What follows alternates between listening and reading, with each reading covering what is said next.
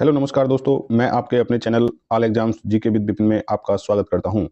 देखिए बच्चों, जैसे कि आप जानते हैं कि हम मिशन वर्दी 2025 के तहत हम जो एसएससी जीडी यूपीपी जो हमारी भर्ती है, जो फरवरी में एग्जाम प्रस्तावित है एसएससी जीडी का, देखिए हम उसे टारगेट किए हुए हैं। ठीक है, तो देखिए जैसे कि आप जानते हैं कि आज से जो दोस्तों हम जो जीके जीएस के जो प्रीवियस क्वेश्चन एसएससी के माध्यम से पूछे गए हैं दोस्तों, आज हम उसकी अपनी स्टार्टिंग करने वाले हैं और बहुत बेहतर तरीके से अपनी स्टार्टिंग करने वाले हैं। देखिए यहाँ से क्वेश्चन 100% क्वेश्चन मैं आपको यहाँ से दिखाऊंगा इस क्लास से। ठीक है, तो देखिए चलिए, क्लास बड़ी अच्छी होने वाली है। क्लास को शुरू से एंड तक देखिए, तभी आप क्लास का अच्छे तरीके से एनालाइज कर पाएंगे कि क्लास में क्या है। ठीक है, तो दोस्तों देखिए, अगर आप इस प्लेटफॉर्म पर नए हैं तो कृपया से सब्सक्राइब कर लीजिएगा। अगर क्लास अच्छी लगती है तो लाइक शेयर जरूर करना। ठीक है, तो चलिए अपनी क्लास स्टार्ट करते हैं।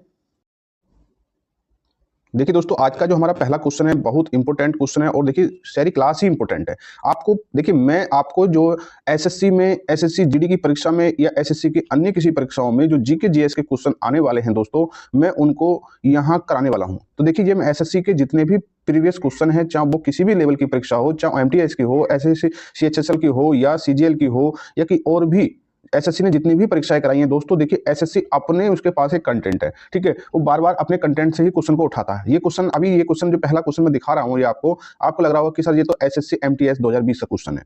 देखिए ये क्वेश्चन एसएससी जीडी की परीक्षा में जो अभी हुई थी पिछले वर्ष, उसमें ही पूछा गया था। ठीक है, बस यहाँ क्या है कि यहाँ ज्यादा अभी आपको यहाँ दिखाते कि एसएससी एमटीएस में भी इसमें ही पूछा गया, इसमें पूछा गया, इसमें पूछा गया, तो जगह थोड़ी यहाँ अभाव है। ठीक है, केवल ये बताया गया कि ये एक हाईलाइट परीक्षा में किसमें पूछा गया, और ये एसएससी बार बार अपने क्वेश्चन को रिपीट करता है। ठीक है, तो आज क्लास आपको शुरू से एंड तक देखनी है। क्लास बहुत ही इंटरेस्टेड होने वाली है, बहुत ही कामयाब आपके लिए क्लास होने वाली है। ठीक है, अगर क्लास देखिए आपको अच्छी लगती है तो कृपया क्लास को लाइक और शेयर करके जरूर जाना दोस्तों। ठीक है, देखिए लाइक और शेयर से आपका कुछ नहीं जाता, बस ये है कि क्लास की उससे ये पता चलता है कि बच्चों ने कितना क्लास को अच्छे से देखा है, अच्छे से समझा है, अच्छे से लाइक करा है। ठीक है, तो चलिए देखिए अपनी क्लास स्टार्ट करते हैं दोस्तों। आज का जो हमारा पहला क्वेश्चन होने वाला है, तो देखिए पहला क्वेश्चन है कि जो खिलजी राजवंश ने दिल्ली पर कब तक शासन किया, कब से किया। ठीक है, तो आपको ध्यान रखना। देखिए मैंने यहाँ आपको आपका आंसर भी सामने दिया कि जब आप नेक्स्ट समय में इस जो क्लास को एग्जाम टाइम पर रिवाइज करेंगे तो देखिए बस आप इतने फास्ट तरीके से इसे रिवीजन करते चले जाएंगे। इतने डिटेल में इसे क्लास को देखने की जरूरत नहीं है, आप एक अच्छे से एक बार इसे देख ले।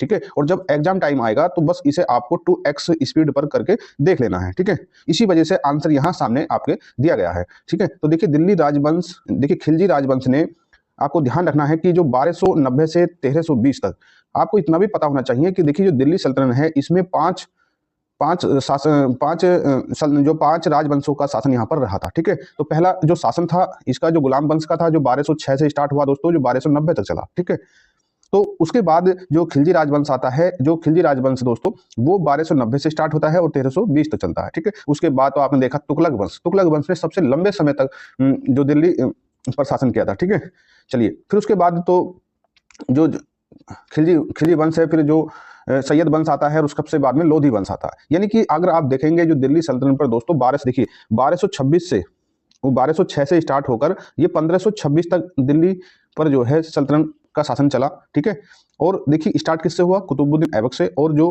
अंत किससे हुआ, ठीक है, बहलोल लोधी से, जब फिर जो है मुगल साम्राज्य का यहाँ स्थापना हो चुकी थी। ठीक, चलिए अगला क्वेश्चन देखिए।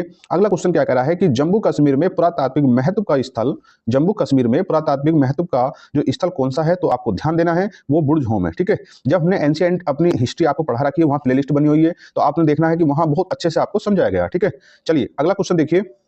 देखिए क्वेश्चन नंबर 3 है, बड़े ध्यान से पढ़ना है कि जो चोल शिलालेखों में जो तिरुनाम टुक्कानी को मंदिरों की, देखिए मंदिरों को भेंट की गई जमीन के रूप में वर्णित किया गया है। ठीक है, तो आपने देखा है कि जो चोल शिलालेख है उसमें इसे जो है किसके रूप में जाना गया है, तो मंदिरों को भेंट की गई जमीन के रूप में जाना गया है। ठीक है, चलिए नेक्स्ट क्वेश्चन देखिए। देखिए दोस्तों, अगर कोई क्वेश्चन ज्यादा इंपॉर्टेंट नहीं है, तो देखिए हम उस पर ज्यादा समय नहीं लगाएंगे। अगर कोई क्वेश्चन दोस्तों बहुत इंपॉर्टेंट है तो हम उस पर अपना पूरा समय देंगे, और जितने भी उसके फैक्टर हैं परीक्षा से संबंधित मोस्ट इंपॉर्टेंट, वो भी ज्यादा नहीं, जितने परीक्षा से संबंधित है या परीक्षा में आने की संभावना है, क्योंकि ये इस तरह के क्वेश्चन पूछा गया है, तो अब की बार इस तरह के क्वेश्चन पूछा जाएगा। ठीक है, तो हम उस पर चर्चा करते चल रहे हैं। ठीक है, देखिए ये क्वेश्चन भी इंपॉर्टेंट है और कॉन्सेप्ट बेस्ड क्वेश्चन है, इससे संबंधित क्वेश्चन आता ही है परीक्षा में। जो नागर शैली है, नागर शैली में मंदिर आमतौर पर जो वास्तुकला की, क्योंकि नागर शैली आपने देखा कि उत्तरी भारत में चलती है, जो नागर शैली में जो मंदिर बने होते हैं वो उत्तर भारत में चलते हैं, और जो है द्रविड़ शैली में दक्षिण भारत में चलते हैं। ठीक है, चलिए अगला क्वेश्चन देखिए कि लोथल प्राचीन सिंधु घाटी सभ्यता का एक प्रमुख शहर है वो भारत के किस राज्य में है?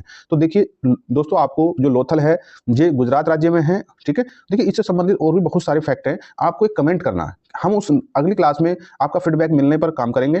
ठीक है, आपको कमेंट करना है कि हमें क्या सर कि सभी क्वेश्चन को और ज्यादा डिटेल में बताया जाए या इतना ही काफी है। ठीक है, चलिए नेक्स्ट क्वेश्चन देखिए। देखिए क्वेश्चन नंबर 6 है दोस्तों कि होम रूल आंदोलन निम्नलिखित में से किस वर्ष प्रारंभ किया गया? तो आपको पता होना चाहिए कि होम रूल जो आंदोलन था वर्ष 1916 में स्टार्ट किया गया। देखिए दो हमारे ऐसे क्रांतिकारी रहे हैं, एक तो महिला और एक पुरुष। ठीक है, तो ये दो के द्वारा शुरू किया गया। सबसे पहले जो है अप्रैल में बाल गंगाधर तिलक के द्वारा होम रूल लीग की स्थापना जो है दोस्तों महाराष्ट्र में की गई, और सितंबर के महीने में जो है जो मद्रास में एनी बेसेंट के द्वारा होम रूल लीग की स्थापना की गई। आगे चलकर इन दोनों ही लीग संगठनों को जो है इन दोनों आंदोलनों को जो है असहयोग आंदोलन में मर्ज कर दिया गया था। ठीक है, चलिए क्वेश्चन नंबर 7 देखिए कि निम्नलिखित में से ब्रह्म संहिता लिखी थी। ठीक है, किसने ब्रह्म संहिता लिखी थी? जो ब्रह्म समाज का आस्था कथन था। इसमें समाज के सदस्यों व कर्तव्यों को दैत्य सूची बनाई गई थी। तो दोस्तों जो आप इसका मतलब सिर्फ ये है क्वेश्चन का कि ब्रह्म समाज की स्थापना किसने की? तो वो देवेंद्रनाथ टैगोर ने की थी। ठीक है, चलिए आगे देखिए। देखिए क्वेश्चन नंबर 8 है कि निम्नलिखित में से किस वर्ष में अंग्रेजों के द्वारा बहादुर शाह द्वितीय या बहादुर शाह जफर, एक ही बात है, इनका उपनाम था, कि सिंहासन से अप कर रगुन निर्वासित किया गया। देखिए मैंने आपको ये क्वेश्चन बहुत बार यहाँ तो नहीं पर दूसरी क्लास में मैंने पढ़ाया है कि जो अंतिम मुगल सम्राट थे बहादुर शाह जफर द्वितीय। ठीक है, तो दोस्तों अंग्रेजों ने उन्हें क्या करा कि एक संधि हुई थी, इलाहाबाद की संधि। ठीक है, जब बक्सर का युद्ध 1764 हुआ था तो उसमें इलाहाबाद की संधि हुई थी। ठीक है, तो इलाहाबाद की संधि कुछ जो अंग्रेजों के द्वारा और जो मुगल बादशाह थे उनके माध्यम से कुछ समझौते हुए, उस समझौते के माध्यम से ही बहादुर शाह जफर द्वितीय को वार्षिक पेंशन पर अंग्रेजों के द्वारा रंगून भेज दिया गया था। रंगून कहाँ है? तो दोस्तों रंगून जो है भारत का पड़ोसी देश बर्मा, जिसे वर्तमान में म्यांमार के नाम से जाना जाता है। उसके बाद दोस्तों ये बहादुर शाह जफर कभी अपने भारत की सरजमी पर नहीं आए और वहीं पर उनका इंतकाल हो गया। ठीक है, चलिए आगे देखिए। अगला क्वेश्चन क्या है कि अंग्रेजों ने नवाब के कुशासन के बहाने, ध्यान देना ये क्वेश्चन 5 स्टार है। ठीक है, बहुत बार परीक्षा में पूछा जाता है। ठीक है, अंग्रेजों ने नवाब के कुशासन के बहाने निम्नलिखित में से किस रियासत पर कब्जा किया? ऐसी कौन सी रियासत थी जिस पर नवाब के कुशासन का आरोप लगाकर उस पर कब्जा किया गया? तो दोस्तों मैं आपको बताना चाहूंगा वो रियासत थी अवध। अवध वो रियासत थी जिसे डलहौजी ने नवाब के कुशासन का आरोप लगाकर अपने कब्जे में ले लिया था। ठीक है, चलिए नेक्स्ट क्वेश्चन देखिए। देखिए क्वेश्चन नंबर 10 है कि स्वदेशी आंदोलन से प्रेरित होकर, ध्यान देना, स्वदेशी आंदोलन से प्रेरित होकर, अब जो डैश है विकल्प में दिया है कि तो अविंद्रनाथ टैगोर ने भारत माता की अपनी प्रसिद्ध छवि को चित्रित किया। ठीक है, उसमें उन्होंने एक तपस्विनी आकृति के रूप में चित्रित किया गया। ठीक है, तो इसका जो आंसर है वो ए है। ठीक है, चलिए अगला क्वेश्चन देखिए। क्वेश्चन नंबर 11 है दोस्तों कि पलासी के युद्ध के बाद बंगाल का नवाब कौन था? तो देखिए जब पलासी का युद्ध हुआ तो बंगाल का जो नवाब था किसे बनाया गया? मीर जाफर को। ठीक है, मीर कासिम की जगह मीर जाफर को बनाया गया था। ठीक है, चलिए अगला क्वेश्चन देखिए। देखिए क्वेश्चन नंबर 12 है कि 1751 में दी सीज ऑफ अकांट, यानी कि इसका मतलब है कि अकाट की युद्ध घेराबंदी में कौन विजय हुए थे? तो दोस्तों वो अंग्रेज ही हुए थे। ठीक है, चलिए आगे देखिए। देखिए क्वेश्चन नंबर 13 है कि ब्रिटिश वायसराय लॉर्ड कर्जन, ध्यान देना, लॉर्ड कर्जन ने बंगाल का विभाजन किस वर्ष किया? क्या ये क्वेश्चन आपको नहीं आता? दोस्तों मैं उम्मीद करता हूं कि आपको ये क्वेश्चन आता होगा। ठीक है, तो आपने ध्यान रखना है कि लॉर्ड कर्जन का टाइम पीरियड जो आपको पता होना चाहिए, और उसने बंगाल विभाजन की जब घोषणा की थी, बंगाल विभाजन कब हुआ, इसकी ज्यादा डिटेल आपको हमारी सब्जेक्टिव क्लास की प्लेलिस्ट बनी हुई है, वहां पर देख सकते हैं। ठीक है, तो दोस्तों बंगाल विभाजन जो किस वर्ष किया गया था? तो वर्ष 1905 में किया गया, लॉर्ड कर्जन के द्वारा किया गया। आपने इतना ही ध्यान रखना है, आपके लेवल पर सिर्फ इतना ही आएगा। ठीक है, चलिए देखिए, अगर अभी तक आपने क्लास को लाइक और शेयर नहीं किया तो दोस्तों इसमें कंजूसी ना करें, क्लास को शुरू से एंड तक देखें, आपको आपकी परीक्षा से संबंधित यहाँ क्वेश्चन मिलने वाले हैं।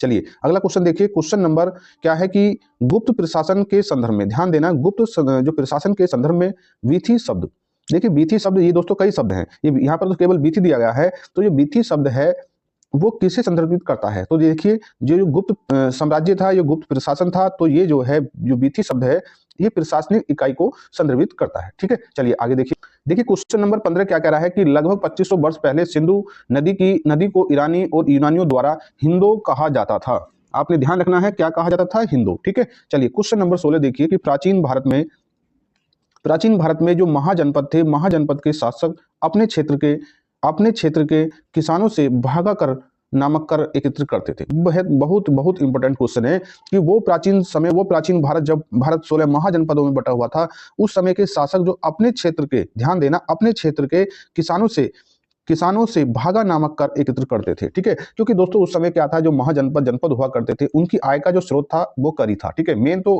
कृषि कर था। ठीक है, चलिए आगे देखिए। क्वेश्चन नंबर 17 है कि जयपुर में एक महल है जिसका निर्माण सवाई प्रताप सिंह ने कराया था, तो दोस्तों उसे क्या कहते हैं। ठीक है, जयपुर में एक महल है जिसका निर्माण सवाई प्रताप सिंह ने कराया था, तो दोस्तों उसे हवा महल कहते हैं। वैसे भी आप जानते हैं कि हवा महल कहां पर है, जयपुर में है। अब इसी क्वेश्चन ये पूछ रहा है कि ये जो है सवाई प्रताप सिंह ने कराया था, क्या बनवाया था, तो हवा महल बनवाया था। ठीक है, चलिए क्वेश्चन नंबर 18 देखिए कि निम्नलिखित में से कौन सा भारत में पुरातात्विक महत्व का एक पाषाण स्थल है। ठीक है, पुरापाषाण काल, क्योंकि आपने देखा है कि जो पाषाण काल को 3 भागों में बांटा गया था, पुरापाषाण, मध्य पाषाण और नवपाषाण काल। यहाँ पर जो क्वेश्चन पूछ रहा है कि कौन सा भारत में पुरातात्विक महत्व का एक पुरा स्थल है, तो देखिए पुरा स्थल जो दोस्तों हुनासागी है। कौन सा है, हुनासागी है। ठीक है, चलिए अगला क्वेश्चन देखिए। क्वेश्चन नंबर 19 है कि भारतीय सम्राट हर्ष की जीवनी हर्ष चरित्र का मतलब है कि हर्ष के कार्य, ये किसने लिखी थी, तो दोस्तों ये बाणभट्ट ने लिखी थी। ठीक है, चलिए देखिए आज की क्लास का लास्ट क्वेश्चन है और बहुत इंपॉर्टेंट क्वेश्चन है कि 1864 में, ध्यान देना, 1864 में, ठीक है, 1864 में वेद समाज, ध्यान देना, वेद समाज निम्नलिखित में से किस शहर में स्थापित किया गया था। देखिए बहुत इंपॉर्टेंट है कि 1864 में वेद समाज निम्नलिखित में से किस शहर में स्थापित किया गया था, तो दोस्तों उस शहर का नाम था मद्रास था। अब मद्रास का नाम चेन्नई है।